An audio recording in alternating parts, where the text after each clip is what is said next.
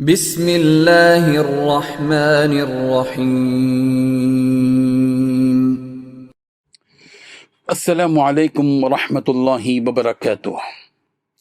ان الحمد للہ نحمده ونستعینه ونستغفره ونستهدیه والصلاة والسلام على سید المرسلین محمد بآلہ وصحبہ اجمعین، اما بعد۔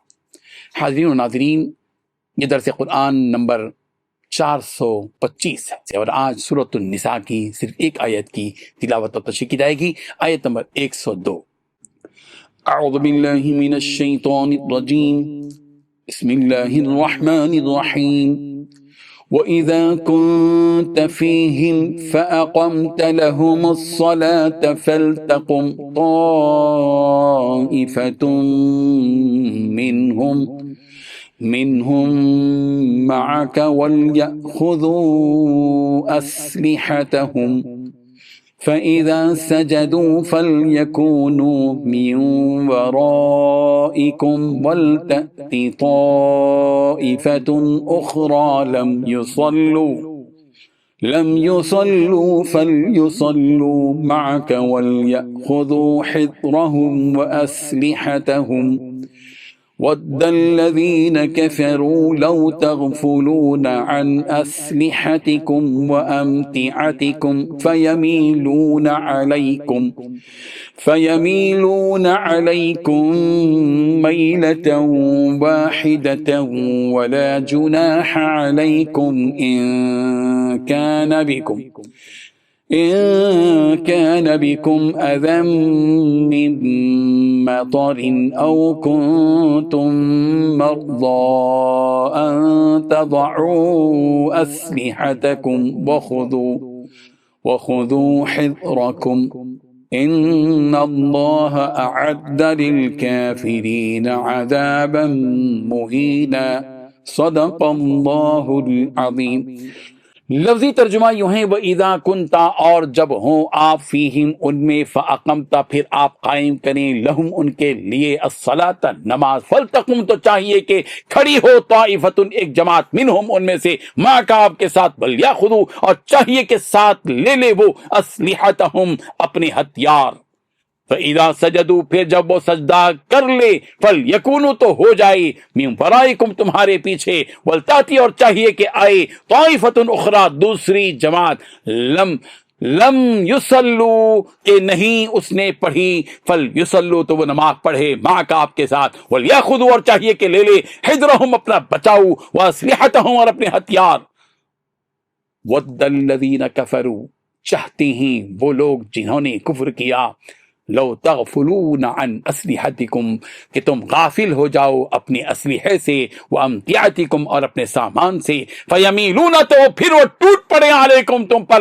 میلۃ واحدہ ٹوٹ پڑنا ایک بارگی، ولا جناح علیکم اور کوئی گناہ نہیں ہے تم پر، ان کان بکم اگر ہو تمہیں، اذن تکلیف، من مطر بارش کی وجہ سے، او یا کنتم ہو تم مرضى بیمار، ان تدعو کہ تم رکھ دو، اسلحتکم اپنے ہتھیار، وخذو اور تم ساتھ لیے رکھو، حذرکم اپنا بچاؤ، ان اللہ اعد للکافرین تحقیق اللہ نے تیار کر رکھا ہے کافروں کے لیے، عذاب مہینہ رسوا کن عذاب۔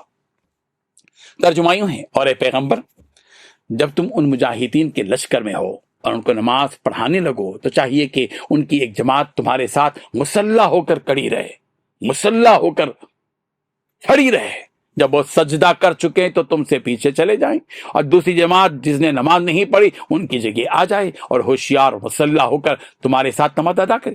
کافر تو چاہتے ہی ہیں کہ تم ذرا اپنے ہتھیاروں اور سامان سے غافل ہو جاؤ کہ تم پر ایک بارگی حملہ کر دیں، اور اگر تم بارش کے سبب تکلیف میں ہو یا بیمار ہو تو تم پر کچھ گناہ نہیں کہ ہتھیار اتار کر رکھ دو، مگر اپنا بچاؤ ضرور رکھو۔ اللہ نے کافروں کے لیے ذلت کا عذاب تیار کر رکھا ہے۔ اس آیت میں 5 باتیں بتلائی گئی ہیں۔ پہلی بات، اے پیغمبر جب آپ ان کے درمیان موجود ہوں اور انہیں نماز پڑھاؤ دشمن سے مقابلے کے وقت، اس کا طریقہ یہ ہے کہ مسلمانوں کا ایک گروہ تمہارے ساتھ کھڑا ہو جائے اور اپنے ہتھیار ساتھ لے، پھر جب یہ لوگ سجدہ کر چکے ہیں تو تمہارے پیچھے ہو جائیں۔ دوسری بات، دوسرا گروہ جس نے ابھی تک نماز نہ پڑھی نہ پڑھی ہو آگے آ جائے اور وہ تمہارے ساتھ نماز پڑھے اور وہ اپنے ساتھ اپنے بچاؤ کا سامان لے۔ تیسری بات، کافر لوگ یہ چاہتے ہیں کہ تم اپنے ہتھیاروں اور اپنے سامان سے غافل ہو جاؤ تو وہ ایک دم تم پر ٹوٹ پڑے۔ چوتھی بات، اگر تمہیں بارش کی وجہ سے تکلیف ہو یا تم بیمار ہو تو اس میں بھی تم پر کوئی گناہ نہیں ہے کہ تم اپنے ہتھیار اتار کر رکھ دو، وہاں اپنے بچاؤ کا سامان ساتھ لے لو۔ پانچویں بات، بے شک اللہ تبارک و تعالیٰ نے کافروں کے لیے ذلت والا عذاب تیار کر رکھا ہے۔ بزرگان محترم، جنگ کی صورتحال ہو اور دشمن کی طرف سے حملے کا خوف ہو تو اس خوف کے عالم میں بھی نماز معاف نہیں ہے، نماز معاف نہیں۔ مسلمانوں کو حکم ہے کہ اس قدر سنگین صورتحال میں بھی نماز جیسے اہم ترین فریضے کو ادا کرنا چاہیے۔ ایسی صورت میں باجماعت نماز کا طریقہ اس آیت میں بتلایا گیا ہے کہ نماز بھی ہو جائے اور جانوں کی حفاظت بھی ہو جائے۔ اس حالت میں جو نماز ادا کی جاتی ہے اس کو صلاۃ الخوف سے تعبیر کیا گیا ہے۔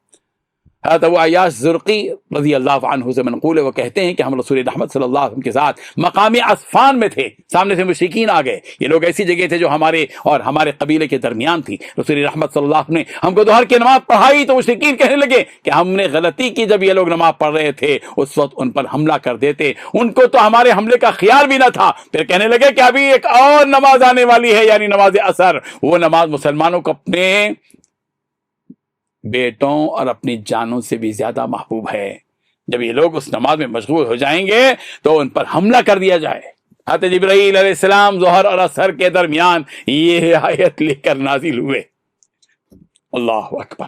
صلاۃ الخوف کا طریقہ بتا دیا گیا کہ امام نمازیوں کو دو جماعتیں بنائیں، نمازیوں کی دو جماعتیں بنائیں، ان میں سے ایک جماعت دشمن کی طرف متوجہ رہے اور دشمن کی نگرانی کرے، اور دوسری جماعت امام کے پیچھے کھڑی ہو جائے اور نماز ادا کرے۔ جب امام کے ساتھ کھڑی ہونے والی جماعت پہلی رکعت کے دونوں سجدوں سے فارغ ہو جائے تو یہ لوگ اپنی جگہ سے ہٹ جائیں اور دشمن کی طرف چلے جائیں، اور دوسری جماعت آ جائے جنہوں نے ابھی تک نماز نہیں پڑھی، ان کے آنے تک امام ان کے انتظار میں بیٹھا رہے۔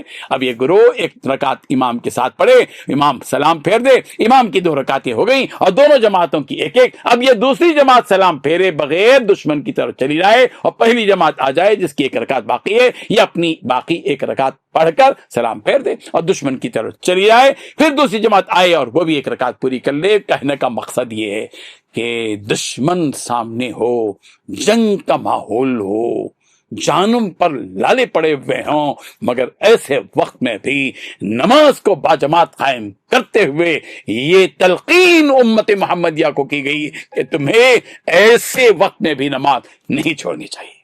اللہ تبارک و تعالی ہم سب کو نماز کا اہتمام کرنے کی توفیق عطا فرمائے، آمین۔ وآخر دعوانا ان الحمد للہ رب العالمین۔ ڈیلی درس قرآن کو سبسکرائب کیجئے، اپنے تاثرات اور مشورے ارسال کیجئے اور متعلقین کے گروپ بنا کر انہیں روزانہ درس قرآن بھیجیں اور اجر ثواب پائیں۔